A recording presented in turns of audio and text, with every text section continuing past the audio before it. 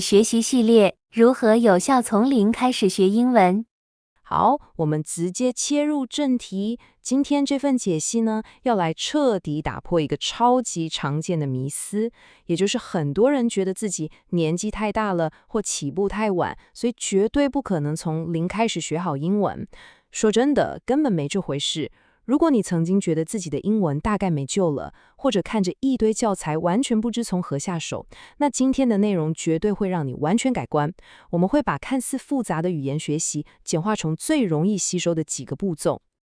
今天的解析整理出了一套超实用的蓝图，会带你走过5个核心支柱。首先是设定具体目标，接着是掌握母音与发音，然后我们会聊聊2种不同的听力训练法，跟读与口说技巧，最后是超级有用的区块学习单字法。那一切的起点就让我们从心态开始吧。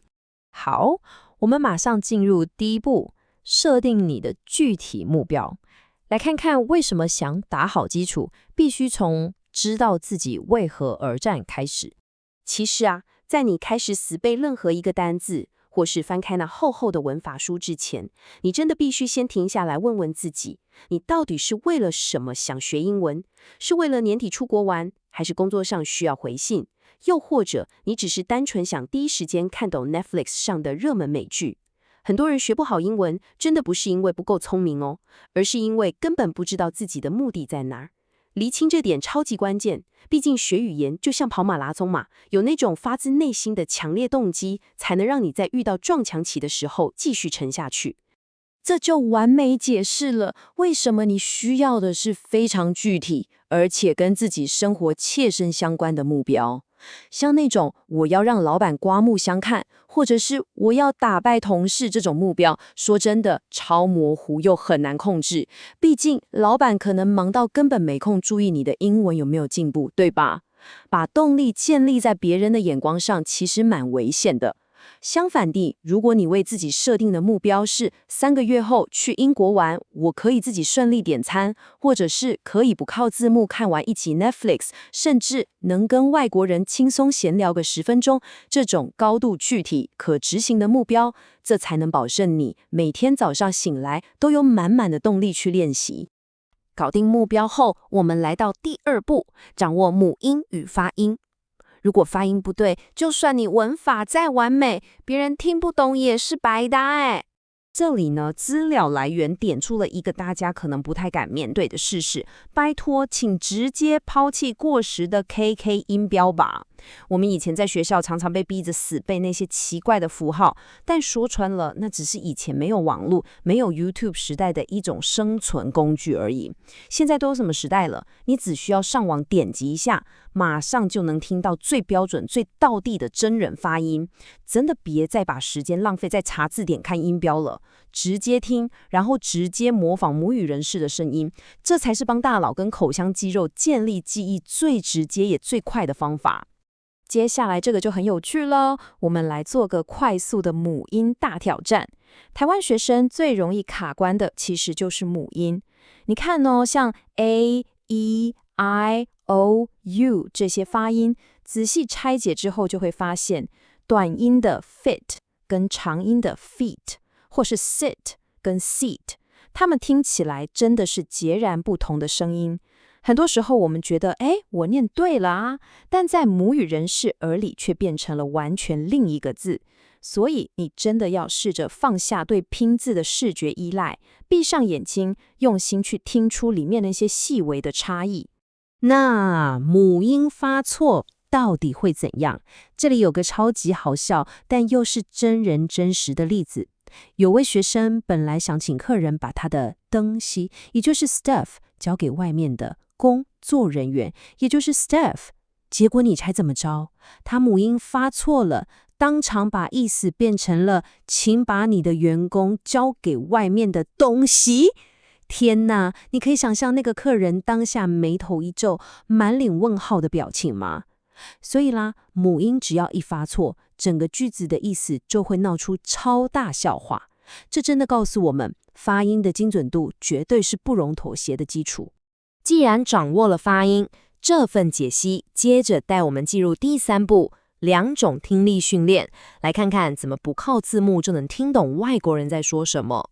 资料在这里用了一个超级贴切的健身房比喻哦，他把那种需要高度专注，搭配逐字稿一边看一边听的密集听力，比喻成高强度的重量训练，然后把平常轻松听 podcast、听音乐或是看 Netflix 的广泛听力，比喻成训练心肺的有氧运动。一般人通常只喜欢做其中一种，对吧？但如果你想要有一颗健康、反应又快的英文脑，重训跟有氧这2种训练你绝对是缺一不可的。至于那种高强度的重训该怎么做呢？来源特别推荐了像是 BBC 6-Minute English 这种高度结构化的教材。具体的方法是这样，你必须先一边看着逐字稿一边听，确保每一个字你都确实搞懂了。接着深呼吸，把逐字稿拿掉，再全神贯注的听一次来测试自己。当你发现哇，原来不看稿也能清晰捕捉到每一个音节的时候，那个成就感真的是无与伦比的。这绝对是帮你的听力肌肉扎根最有效的方法。听力练得差不多了，我们马上进入第4步，跟读与口说技巧。是时候把重心从吸收转到实际的开口输出了。如果有人用英文问你喜不喜欢喝咖啡，拜托，千万不要只回答一个干巴巴的 yes 就句号了。这不但扼杀了你练习开口的绝佳机会，还会把天给聊死。你应该试着给出一个完整的句子，例如回答 Yes, I like coffee. How about you? 透过这种完整的来回对话抛接，你不只在训练大脑快速组织句子的能力，更重要的是，这能大幅提升你日常聊天的流畅度跟自信心。如果你常常觉得，可是我身边又没有外国人可以练习，那这个超明确的行动清单就是为你准备的。第一，紧紧跟着母语人士的影片做跟读，像个演员一样，尽全力去模仿他们的语气跟重音。第二，现在科技这么发达，大胆去用 AI App 对话，或是找线上老师练习。不过最关键的其实是第3点，你在开口的时候，一定要在物理上夸张化你的嘴型，这对你讲话清不清晰有着决定性的影响哦。说到嘴型，我现在马上就来挑战你。你现在试试看，在完全不张开嘴巴，上下嘴唇几乎贴在一起的状态下，念出数字 three 或是牙齿 teeth 这几个字。试过了吗？声音是不是整个糊在一起，根本出不来，别人也绝对听不懂。其实学语言就是一种脸部的物理运动，你的肌肉需要时间去适应新的发声位置，所以啦，把嘴巴张开，清楚甚至略带夸张的嘴型，绝对是你讲出一口道地英文的秘密武器。终于，我们来到了最后的第5步，区块学习单字法，也就是多数初学者最头痛、压力最大的部分——无止境的背单字地狱。来源资料在这里提出了一个听起来很戏剧化，但却一针见血的观点：那些厚厚的7000单字书，其实就像是垃圾食物，它们根本没有情境，跟你每天的生活也毫无关联。你今天为了考试囫囵吞枣的塞进脑袋，隔天早上就忘得一干二净了，大脑其实什么营养都没吸收。说真的，那只是在浪费时间，自我安慰而已。那到底怎样才是对大脑更好、更健康的吸收方式呢？答案就是学习搭配词，也就是 collocations。这听起来很学术，但其实超简单。意思就是你要去学单字在日常生活中是怎么自然地一整块绑在一起出现的，而不是单独去死背一个个孤立的字。母语人士的脑袋就是用这些熟悉的区块在处理语言的。一旦你习惯了这套方法，你说话的速度绝对会快上好几倍。举一个最简单的例子，与其你只背下 shower 这个单字，然后每次要开口就在脑袋里疯狂瞎猜，到底是要用 do a shower 还是 make a shower， 你还不如一开始就把 take a shower 这一整块直接学起来。这样一来，只要你一开口，听起来就绝对是自然又道地的，再也不用痛苦的在脑袋里玩中翻英的拼图游戏了。